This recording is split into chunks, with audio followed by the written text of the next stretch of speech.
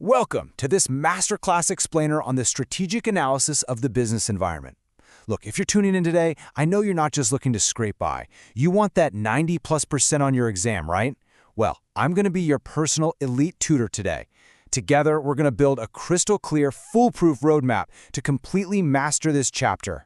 We aren't just skimming the surface here. We're digging into the deep conceptual understanding that examiners absolutely love, and we'll dodge those common traps that cost students easy marks. So, get your notepads ready, because we're heading straight to the top of the class.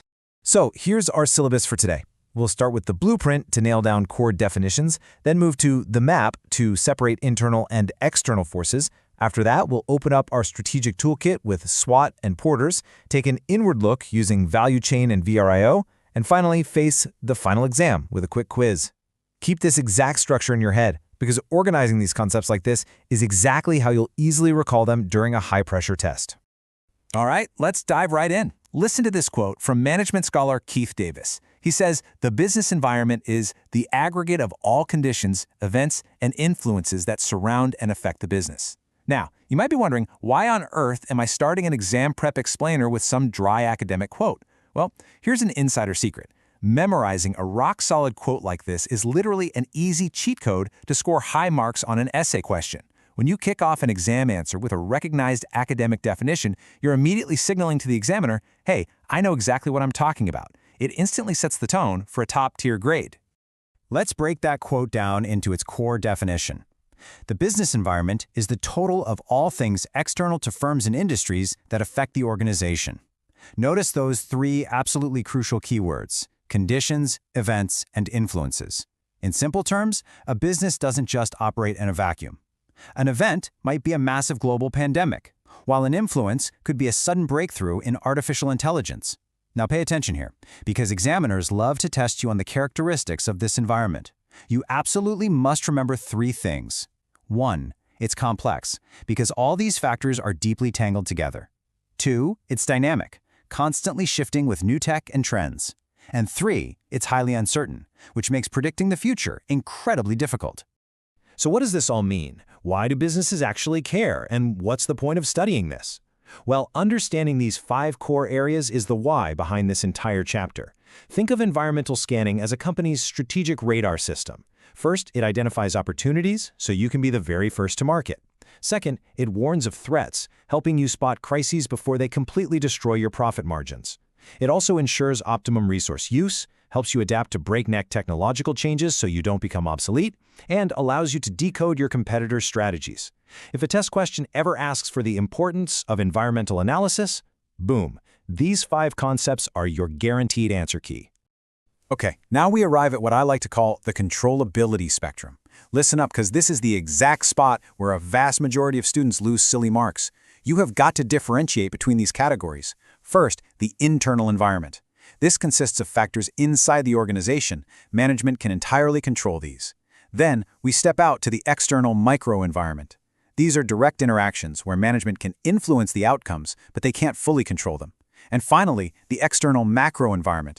These are massive, sweeping societal forces that management absolutely cannot control. They just have to adapt. Do not mix these up on test day, okay?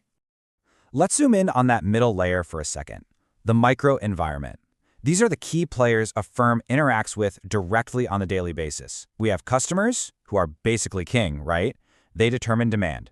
Suppliers, who dictate the reliability of your raw materials. Competitors, your direct rival firms. Intermediaries, like the middlemen, distributors, and banks holding your cash. And finally, the public, which includes local communities, the media, and NGOs. Think about Apple for a second.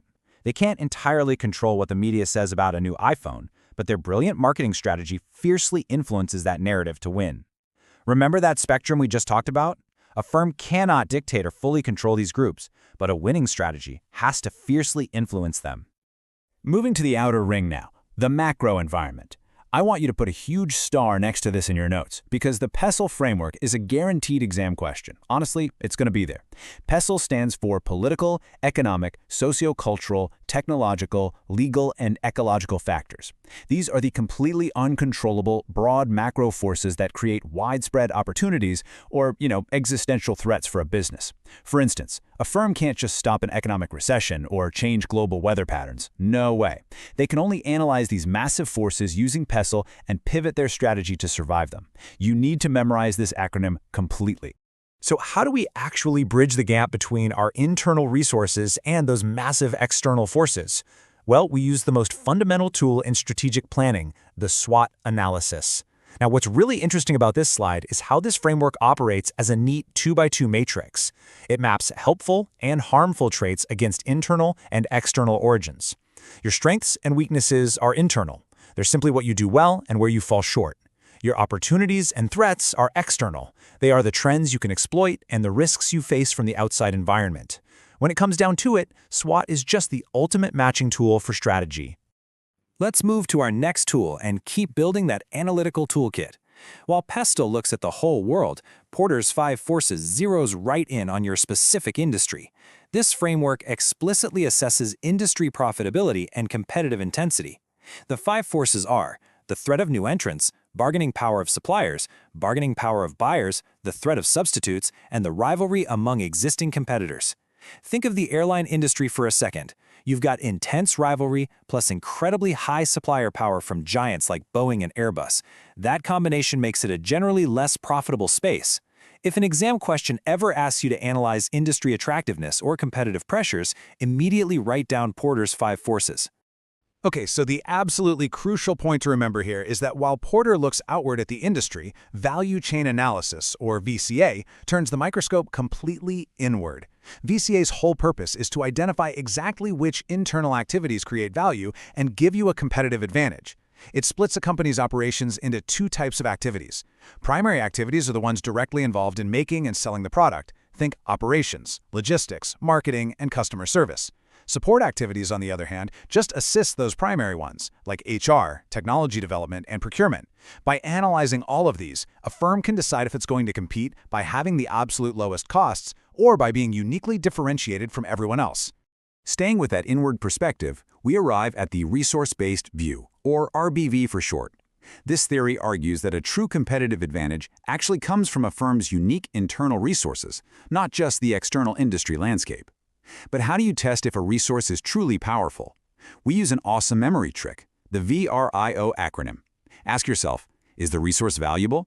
Is it rare? Is it impossible or at least very hard to imitate? And is the firm organized to properly exploit it? If you can answer yes to all 4 of those questions, that company has a sustained competitive advantage. Definitely commit this acronym to memory for your exam. It's essential. All right, it's time for a practical exam. I want to test your knowledge right now, just like a real tutor would in a one-on-one session. We're going to apply everything we just learned to the famous case study of Blockbuster versus Netflix. Ask yourself, which PESTLE factors changed to destroy Blockbuster? Looking at Porter's model, who were the true substitutes? And using our internal analysis, what were Blockbuster's fatal weaknesses and Netflix's core strengths? Seriously, pause for a second and think through your answers using the frameworks we just covered before we move on. Okay, let's walk through the solutions together. To score top marks on a question like this, you have to categorize the data into macro, micro, and internal buckets. Starting with a macro environment, the major PESTLE shifts were technological, specifically the massive rise of high-speed internet, and economic, with the 2008 recession totally changing consumer spending habits. Now, looking at the micro environment, Netflix's streaming service wasn't just a competitor, it was a deadly substitute product. Internally, Blockbuster's massive weakness was its rigid, expensive physical store model. Netflix's VIRO strength, however, was its organizational agility and its unbelievable tech infrastructure. The single most common mistake students make here is mixing up a macro-technological shift with a micro-competitive threat. Keep them distinct in your mind. Wow, we have covered a massive amount of ground today. If you've been following along, you are highly primed to absolutely ace this chapter. So here is your ultimate study guide, distilled into one final recap. For your flashcards and revision tonight, memorize the PESTLE and VRIO acronyms. Those are just easy points waiting to be claimed. Make sure you understand the controllability spectrum inside and out to dodge the biggest exam traps. Master the 2x2 structure of the SWOT matrix so you can confidently anchor your essays. And finally, practice applying Porter's 5 forces to real-world case studies, exactly like we just did with Netflix. Before you log off and hit the books, ask yourself this one final thought. Look at any massive company you admire today. What hidden macro threat in their pestle analysis could suddenly make them the next blockbuster tomorrow? Think about that. Keep studying hard, and I'll catch you in the next explainer.